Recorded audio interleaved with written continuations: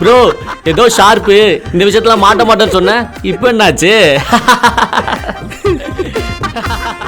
பப்ளு சிரிக்காத பப்ளு.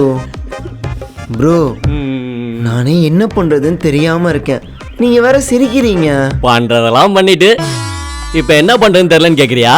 நான் பண்ண தப்பு தான், தெரியாம பண்ணாலும் தப்பு தான்.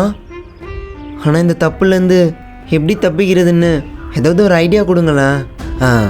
நான் யாரை ஏமாத்துறதுக்காக சொல்லலை, என்னைக்கா இருந்தாலும் அவ தான் எனக்கு.